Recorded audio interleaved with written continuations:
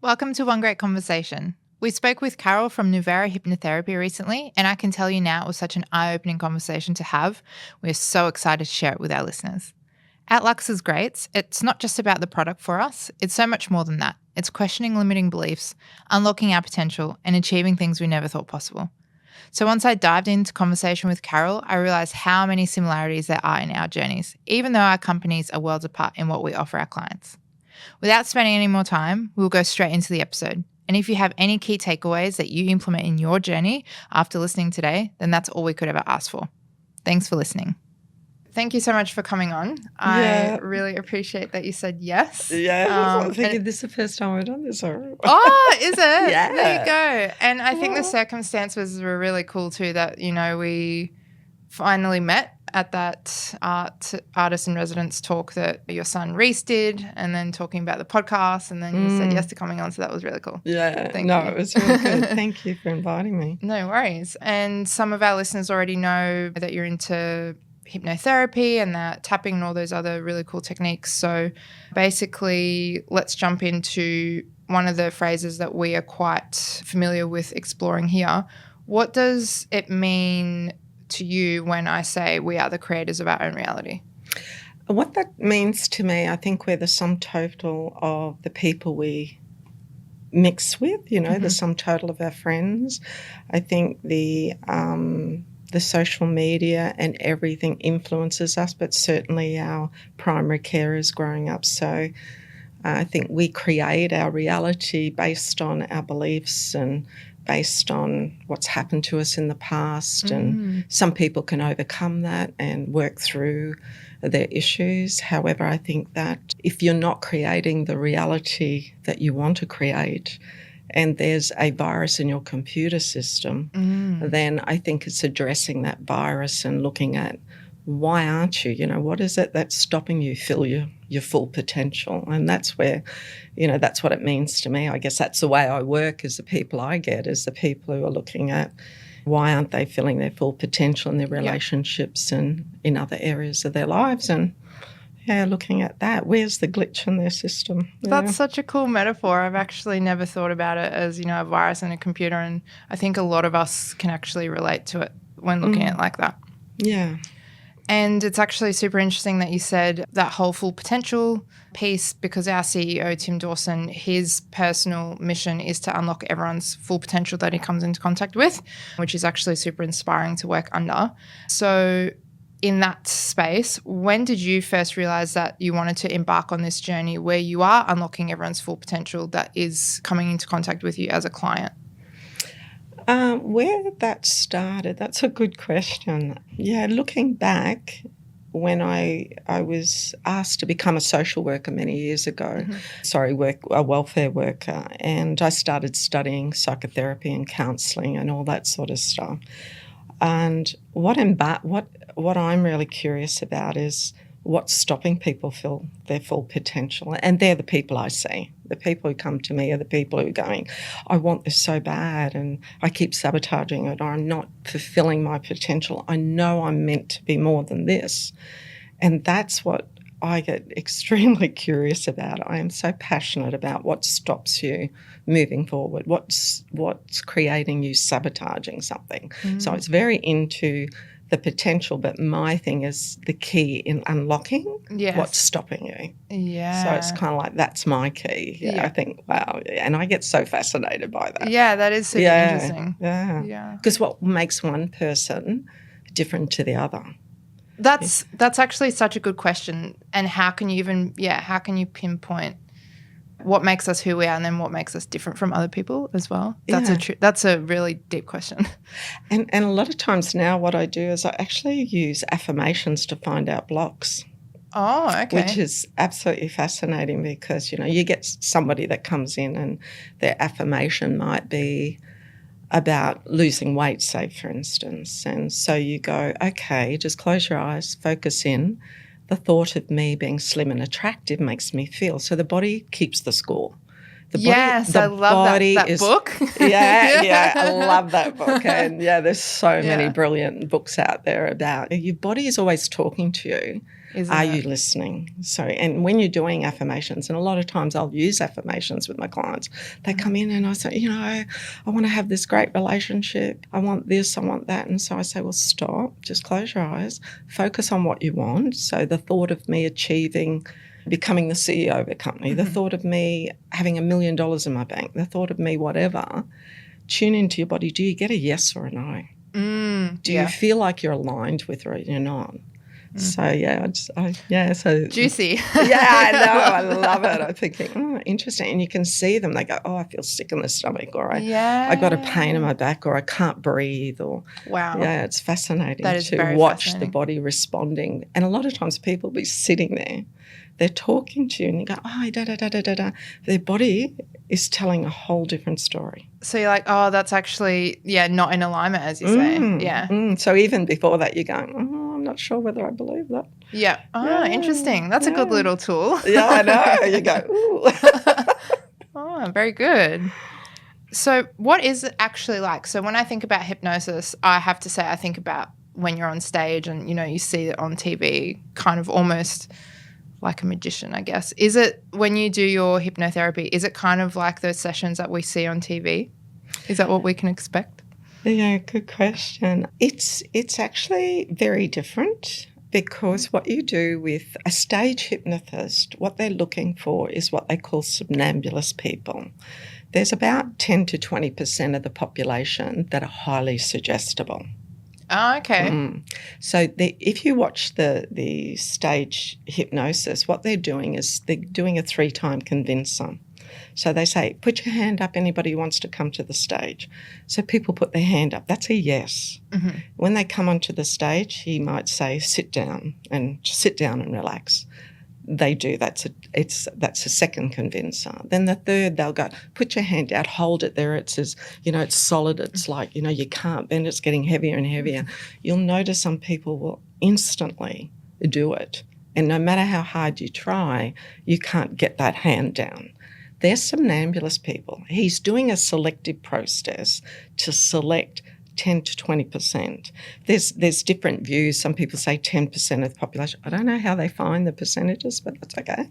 So they're actually doing a selection process to select only the highly suggestible people. Oh, that's funny. So it's kind of like rigged in a way, I guess? Sorry? Is it like kind of, so they're already like cherry picking? Is that, they are. There's only, that's really a good metaphor. Yeah. There's only certain cherries. So if you think 100 cherries on the tree, there's 10. That will be highly suggestible. You can basically get them, they're your ideal clients walking in the door. You go, and you go, wow, you're highly suggestible. You're a somnambulist, so you're right in there. That 80% of the population are not. And so, you've got to use different strategies, and that's where hypnosis is a very focused, get the somnambulous people, work with it, and it's entertaining. True. That's the entertainment factor behind it. Yeah. There's a big entertainment. I have a little concern about that because you're dealing with people's minds. So, so I have a little concern about that, but it is very entertaining. So, and hypnotherapy, it's therapy and hypnosis together. It's hypnosis is, some people can go do short introductory courses and they can do hypnosis. But with hypnotherapy, you've got the therapy component in there and you're working with core issues and some people take more, or some people you've got to use different strategies. You've got to, for me, you need to be on the ball of, okay, you can see them resisting, and so you work a different way, or you make sure that you're building instant rapport. The more relaxed they feel with you and the more comfortable they feel with you, the better results you'll get for your client. And I think that if I was to give one piece of advice to anyone who's going to any therapist, regardless of hypnotherapist or whatever, everybody has got such a strong intuition if they only listen to it. You walk in that door, you will get a yes or a no. You'll either feel comfortable or you won't. If you're not comfortable, it's going to make it really difficult for the hypnotherapy to work for you sometime. And so also too, like if you've got a history with males that you're not comfortable with, or something's happened with males, I probably wouldn't go to a male to start off with, and vice versa. If there's I had a guy that came in and he had a very abusive mother. And so he wanted to work with me. And after chatting to him for a while, I can be, some people say I'm a very mothering figure. And I kind of said to him, look, I actually prefer you to maybe see a male to start off with. You're very welcome to come back at any stage. Explain to him why. And he goes, yeah, he said, when I walked in, I kind of had this uncomfortable feeling in my gut. But he didn't sort of listen to it. No, he didn't. And I said, look, it's not like I'm throwing you out the door. I want to be here for you, but I want what's best for you. That's so beautiful. Try that first. Yes. And then I had a guy that I refer people to, and I said, yeah, like, try this guy and see how he goes. So he was very happy, and I think it worked better because he was a lot more relaxed. Yes. Yeah. And I think it's good that you're transparent and authentic as well. I think that goes a long way in business in general. Yeah, and I think especially, I'm dealing with people's lives. I've got their lives in my hands, and I believe in karma, so I want what's best for them, and I want them to move forward in life. Yeah. I think that's important. And in any business, I think that's important. Good point. Yeah, definitely. I think, we can relate it to all fields in that way, for sure. Hadn't thought about that. Yeah, there you go.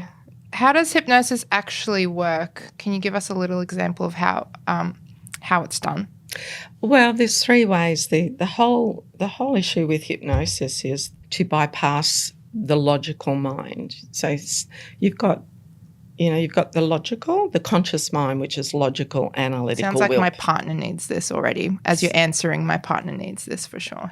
He's very logical.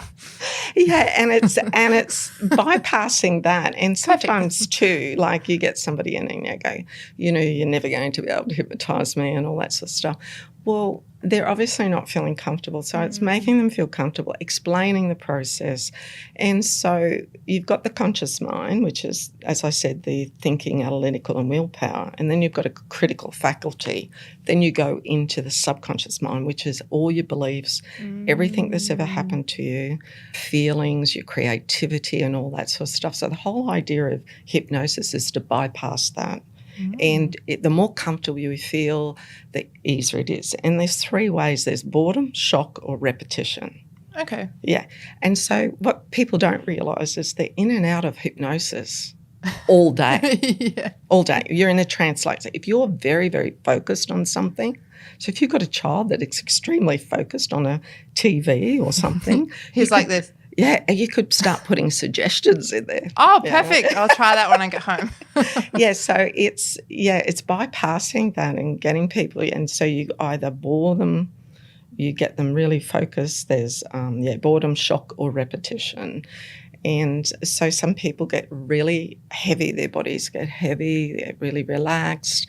And so, it's the hypnotherapy is using different tools and strategy, meeting the needs of the client and being very aware of the client. Are they, very in their brain, in their head? Yeah. And a lot of people are very in their head because it's too painful to be in their body. Yes. So they're very thinking, not everybody, but I'm saying if they come in as a client and they're there, you can watch them and you can observe, like, when you start to talk about feelings or what's happening, they'll straight away go, oh, yeah, but I think this and that. And it's just a diversion strategy. Yes. So you let them do that and then you weave them back.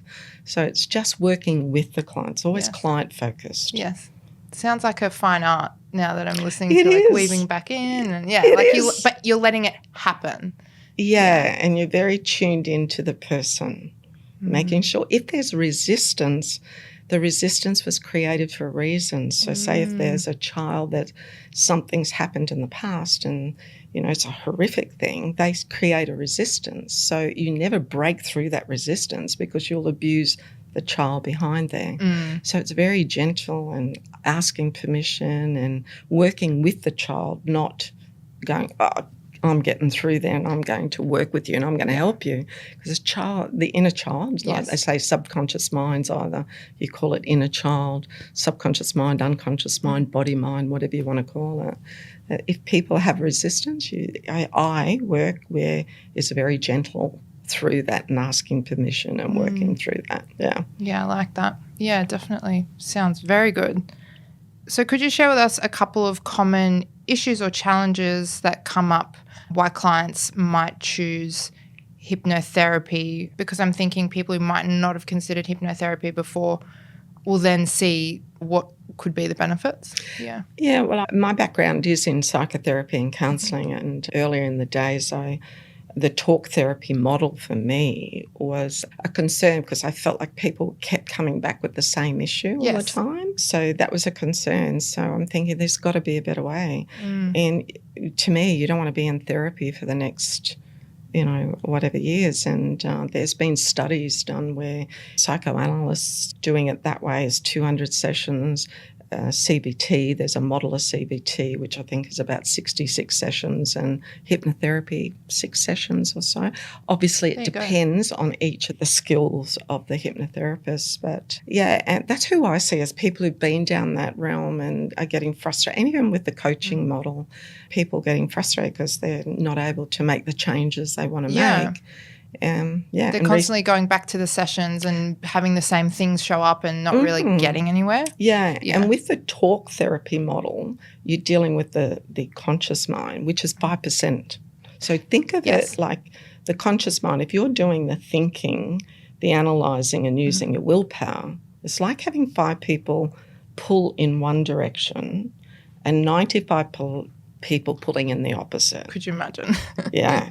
So in there is your beliefs. It's where everything that's ever happened to you from, the day you were born, and there's also research out there about generational trauma and DNA influences. Yes. Yeah, and there was a fascinating ABC thing I listened to the other day about even when they took sperm from mice and put it elsewhere and what the results. That's a whole story in itself. Yeah, it was fascinating. You'll have to tell me later and then I can put it in the bio. It's absolutely fascinating. So, it's kind of like over here is the 95 people that have got the beliefs and everything over here that are pulling in an opposite direction. So that's what I get is the people who've gone down the talk therapy model. They're not, and it depends, like some of the talk therapists out there integrate other processes and tapping and all sorts of different processes out there as well. But if you go pure talk therapy, to me, it seems like a long way to go. And they're the people I'm seeing that going, I'm not getting the results, I'm not getting what I want, I'm not changing. And a client jumps into mine, whereas was a lady that had done like 20 years of therapy and talk therapy and coaching and all that sort of stuff. And she got approached on many times in many situations to get up and do presentations and workshops and all that sort of stuff. But she kept feeling this shame, this fear. She was scared to get up and do these workshops. And when we went to the core of it, what they missed was a key in the past, which was anchored in memory, and the memory was at school when a teacher pulled her out of the class and lifted up a dress and smacked her. And so the shame, the feeling of I'm fearful, I'll be ridiculed and all that sort of stuff kept affecting. She didn't consciously Of course know that. not until you dig down. No, and I'm going, I found that fascinating. It's fascinating. That there was the key in year 2 and she had these amazing opportunities. She'd sabotage it. She'll get somebody else to do it. And she said, and she's a hot, very intelligent lady and all that. And she said, I can't work it out. I don't know why I just feel sick in the stomach and I'm so filled with shame. And they're the people I get is the people who've been down that realm. Yeah. And I can definitely add to that. Like through high school and even now, like I'm not a very active person. Like I don't like to engage in sports, like competitive sort of stuff. And it wasn't until I started working here, because I used to love playing netball, and it wasn't until I started here and one of the other ladies who's currently away at the moment, Barb, she was saying about how she loved playing netball and she'd make a team. I really love netball. I'm like, why did I stop playing? Oh, that's right. My grade 5 sport teacher said that maybe I wasn't good enough to play, like to represent the school. Mm-hmm. And like she pulled me aside, I think it was at like lunchtime or something. So it was just like one-on-one. And I buried that so deep. And I didn't tell anyone until like I started working here in 2018. I didn't tell anyone.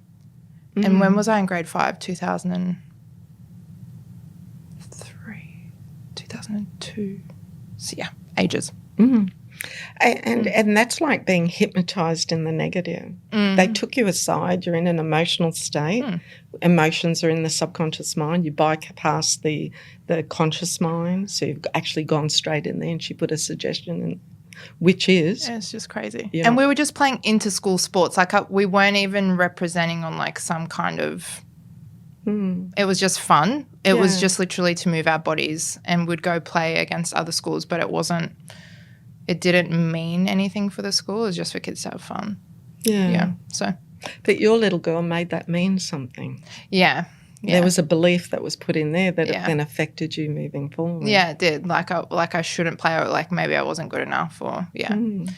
So, but yeah, I realized that afterwards. So, well, that was pretty huge. That's pretty huge. So, yeah, and I'd say there's probably a lot of people out there like that. Yeah, and you don't realise what it's linked to. No. Because most people, they give themselves a half dime. They keep trying to move forward and judging themselves from not being able to. But it's like that little child that feels like it's broken and it feels like it's got this belief, I'm not good enough, or I'm not lovable, or whatever. It's a difficult thing. But people don't consciously go like that lady 20 years and like you, the opportunity comes up, and then maybe a question's asked and you make the link. Yeah. And I think helping yourself be seen, like going back to that moment and hearing yourself from that time, like even in reflection, makes such a big difference. Just honouring that feeling. And realising that was not okay what she said. Yeah. That's a little child. Yeah.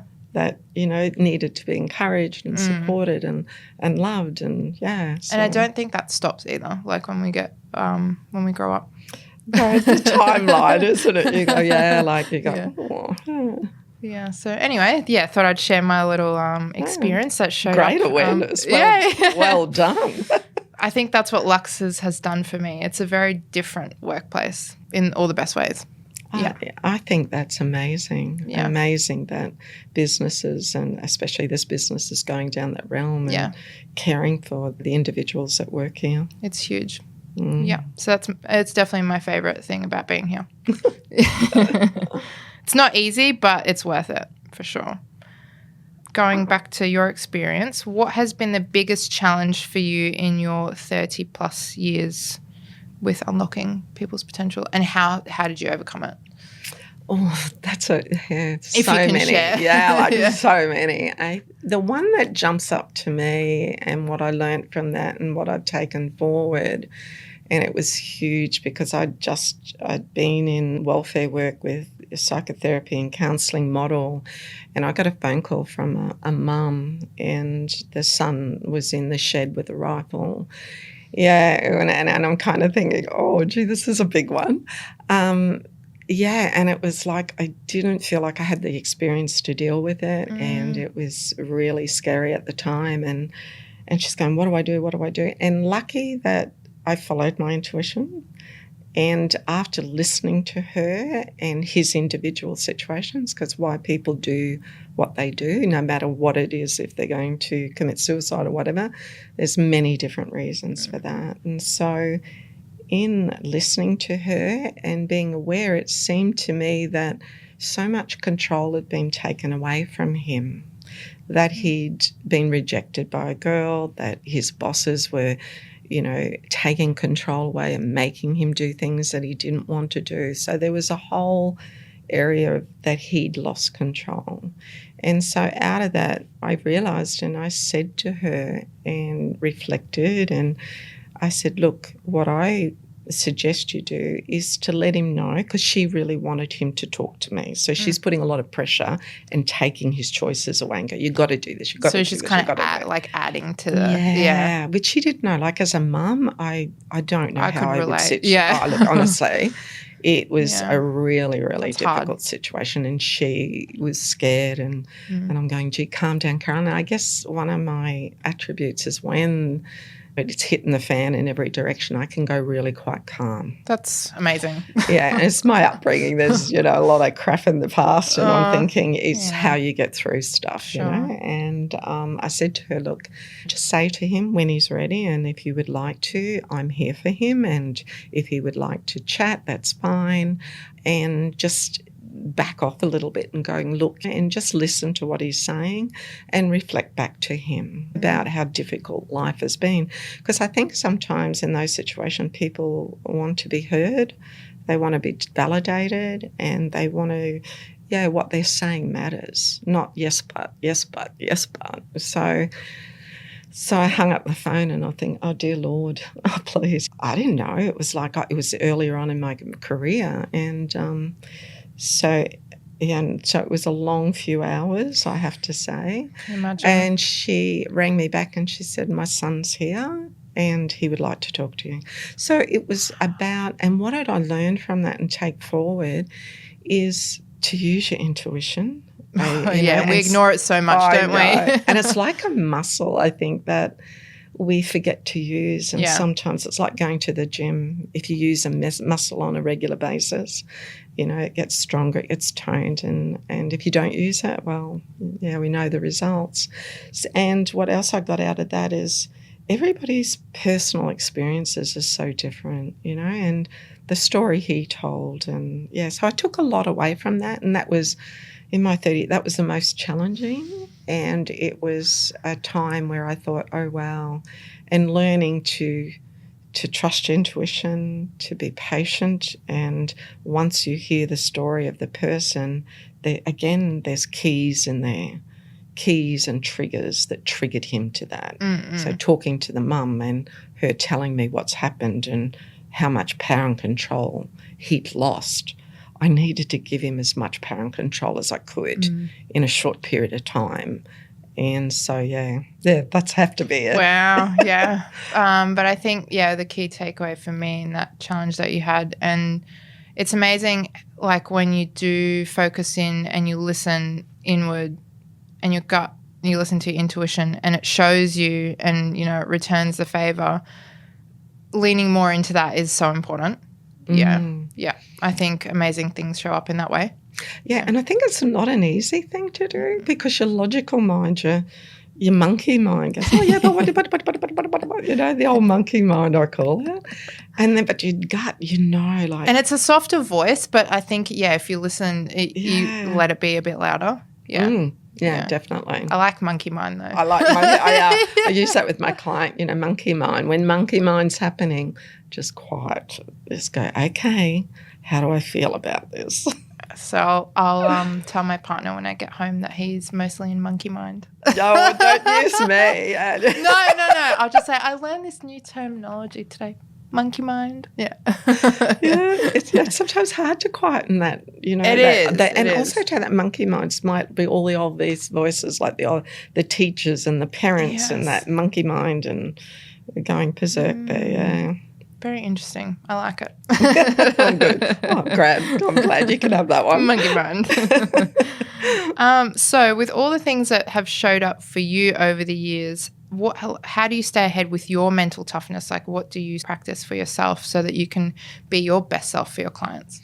I think it's really important as a practitioner to look after your own mental well-being. And for me personally, I am using meditation in the mornings, and I don't know, it just puts me in a good space.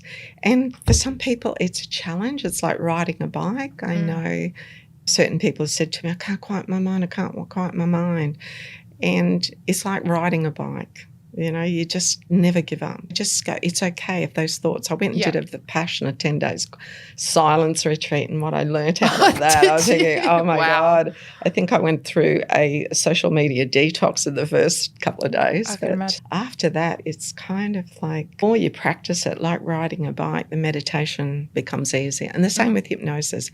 It's just quietening the mind and accessing in and making changes. But with meditation, it's just being. Yeah. So meditation's a definite. I love my yoga, which is, it's just being present with you. Yeah. And also too, I see practitioners, if stuff comes up and life is, happens, I have people I go to, and I think that if you're not uploading your stuff, it can contaminate, I believe, the process of working with clients. There's, when you do the psychotherapy and counselling model, they call it transference.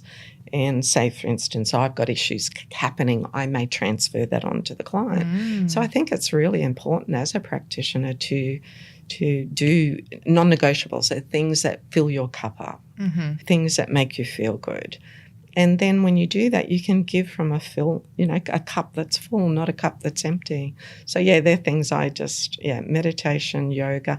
Also what I do is just before and this is a great one for anybody listening, the most powerful time to instill new beliefs or change is about 5 to 10 minutes before you go to sleep. So when I'm working with clients, a lot of times with the majority of my clients, I'll do just a 5-7 minute hypnotherapy based specifically on what changes and reinforcing that. And it's only 5 to 10, that time just before you go to sleep, you listen to anything positive, hypnosis, whatever it is, but just before you go to sleep. So if I'm feeling a bit antsy-pantsy and I'm feeling a little bit stressed, I'll do that. Or even with the tapping, I do the tapping on myself. So that's how to keep my own mental well-being. Because after 30 years of working with people, solid. I don't think there's anything. I said to a client once, and this person had been to jail and all sorts of things, and he was very apprehensive in talking to me about what was happening and making it light. And I said, look, if you can curl my hair, you get a prize. You get a prize after 30-odd years. If I haven't heard it or something like it, I said, you get the prize. So it's kind of like, I think it's important to do that. Yeah, definitely. And I love that you were open about saying that you have your own practitioners as well, and that I think I can relate that similarly to Tim, who's our CEO. He gives so much to the rest of us, but he also has his people that give to him. Yeah, definitely. You have to have that. Yeah, definitely. The way I sort of package it is that person's totally there for me. It's me. It's all about me. me. All about me. Yeah. So it's my time for them to be just present for me, and sometimes that's it. And also massage. Like if I haven't been able to see my practitioner, it's like you go and have a massage, and it's someone that is totally there, just focused on you. Yeah, it fills your cup up. Nice. Hopefully that's a prompt to anyone who's listening to do the same for themselves. Well, I hope so.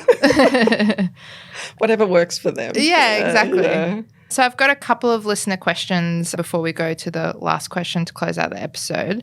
So I had one listener who was really curious about who chooses which therapy is suitable. Is it Carole or the client? That's a good question. That's a pretty good question. Yeah, I really do like that question.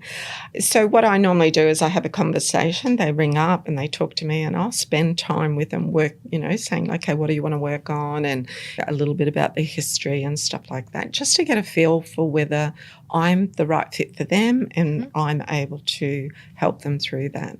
And so as a result of what they're saying, I would then go, okay, well, these are the strategies. I do the tapping, EFT, whatever you want to call it, hypnotherapy. I'm a results coach, and so NLP and all that sort of stuff. And I'll go, so with what you're saying to me, these are the ways I'd work. Awesome. Yeah. And if they have rung up and they're going, I only want hypnosis and that's the only way I want to work, and I go, well, I'm not sure whether that'll be the way to go. And if they're definite on that, and I definitely know it's not going to help them, I would refer them on, because I'm thinking, that's good. I'm not honouring, because I know at some level, I had a lady who rang me up, and it was on an eating, like a weight thing. But after talking to her actual, what she was eating and exercising didn't seem to be the major issue. And my concern was it was like whether it was a hormonal thing or something like that. So I have a practitioner that I go, look, go and get that checked first. So it's giving them options and going, look, this is how I work. These are the tools I use. This is where I think it'd be most useful. And then saying, what do you want to do? Is that how you want to work? So I guess ultimately I've got the smorgasbord and I say, this is the smorgasbord and which one would you, and saying that's what's going to work the best for you. So, and if that doesn't suit, well, that's okay. Yeah. And I think that's actually quite relatable because here at Lauxes Grates, we also, I guess in a way, we don't just take on everyone. Like there's sort of a criteria to become a distributor, and we're okay with if a customer doesn't meet it in a way. And we might refer them to someone else, or we might say, okay, it's not a no, but maybe in the future when you've met this, this and this, then come back and we can reassess. So I guess that's relatable in a way.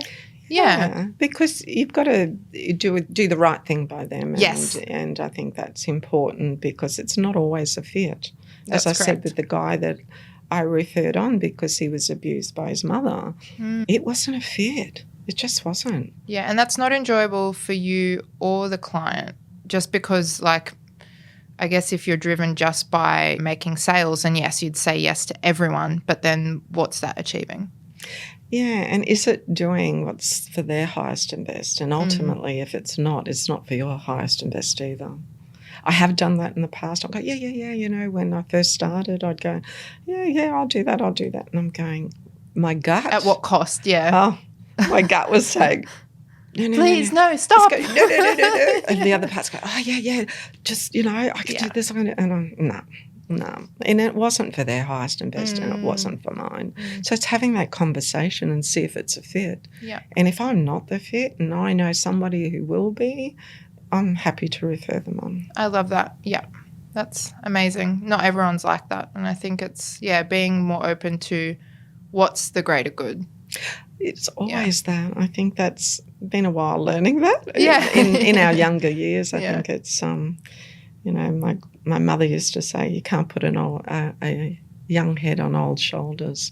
So you learn through your life. And you get to a point where you go, you know what? Do what's best and for everybody concerned. Yeah. Love that.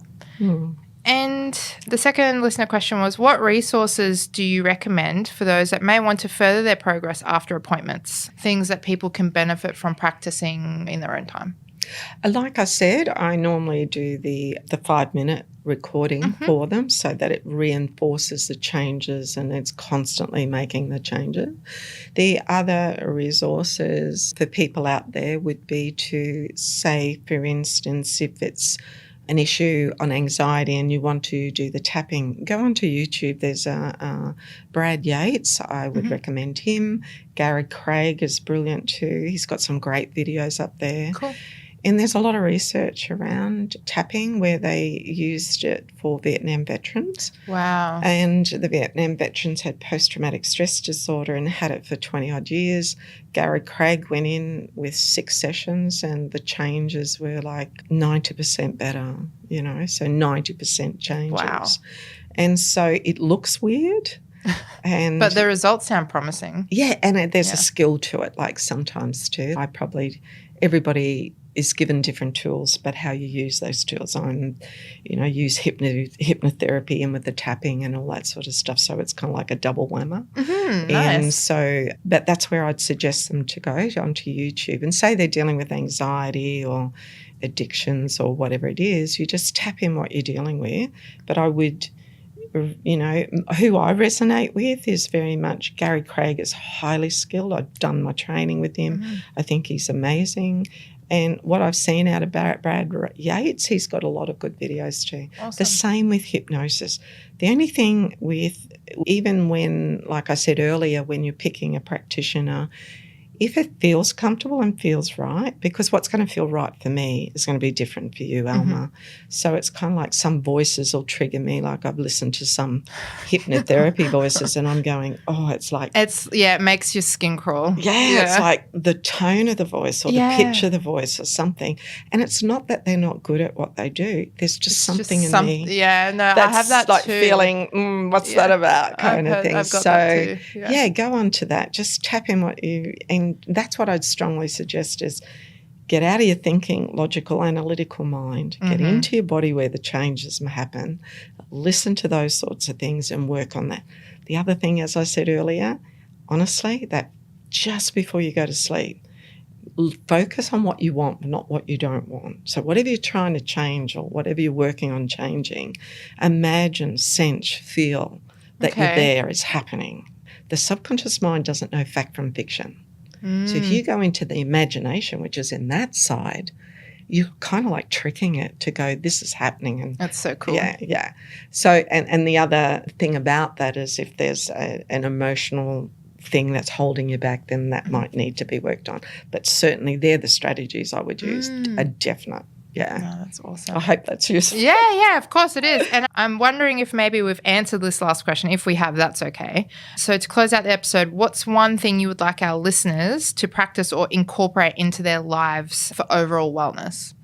I'd do that 5 minutes. If you do nothing else, get and be careful. Sometimes some of the that's where I'd use Michael Seeley or somebody like that, someone who's highly qualified, because sometimes people who are newly qualified in hypnosis or may not be fully qualified or whatever, be careful because sometimes they get you to focus on what you don't want. Which is a real danger. Scary. Like if they're going, oh, you're not going to eat chocolates, you don't want to eat these chocolates. You have to think about the chocolates. And then you're like, I'm going to go eat the chocolate. Exactly. Yeah. Or so what you would do is say, you can see those healthy foods and you can taste them and it feels amazing. So it's what you want, not what you don't want. So if you do nothing else, that's what I would strongly recommend. Those 5 minutes before you go to sleep, you listen to something that is very positive about where you want to go. I feel very moved by that. I'm going to definitely try that tonight. I do probably more so affirmations and prayer in those last few minutes before I actually drift off. But that really sounds powerful, so I'm excited to try. That prayer, that's what you're putting in what you want. You're praying for what you want. Okay, so I'm already kind of doing it. That's perfect. I love prayer. I do prayer too. And yeah. I think the power of prayer is a very powerful thing. And thank you for that's great. I'm really happy. I actually don't often share that. Yeah, I do that. I'm very careful who I say that to. Yeah, me too. Sorry, guys. But the power of prayer. And you're putting in a suggestion. You're focusing on what you want. Yeah. Thank you. Gratitude. That's what it is for me. You're going to sleep and so grateful for. And some people go, oh, I've got nothing to be grateful for. And I go, I get so cranky when people say that. I'm like, but you woke up this morning. The sky is blue and you're breathing. Yeah. What is there not to be grateful for? Yeah. The thing is with people, some people, I said to somebody the other day, there's a reticular activating system in the brain. And I was chatting to this guy and I said, there's a big difference between you and I. And it's like there'll be a bed of flowers. I'll see all the petals and I'll see the colours and I'll see the amazement of it. If there was one petal in there that was brown or broken, that is what he is focusing on. Yes. Yes. I've known people like that. Yes. Yeah. Yes. As long as you aware of that and you go, no, let's see the flowers. Look at the colours. Look what's been created. It's absolutely beautiful. It really is. Yeah, and so be grateful. You got legs. Be grateful you can see. I've got a car that got me from A to B. How amazing is that? So sometimes you've got to go right back to basics in gratitude. Yeah, definitely. Well, to be grateful to close out this episode, thank you so much for coming on, Carole. I really appreciate that you spent the time today. Yeah, and thank you for having me. No it's been worries. amazing. My pleasure. Thanks again. Thanks, everyone. Bye. Thanks, bye. Thank you for listening to this episode of One Great Conversation, brought to you by Lauxes Grates. We hope you gained some valuable insights that you can implement into your personal and professional life. Please share this episode with others who you think may be interested in this topic. If there's something you'd like covered in future episodes, drop us a line in the comment section or send us a message on social media. To stay up to date with new episodes and to help support One Great Conversation, please subscribe or follow us on your favourite streaming platform.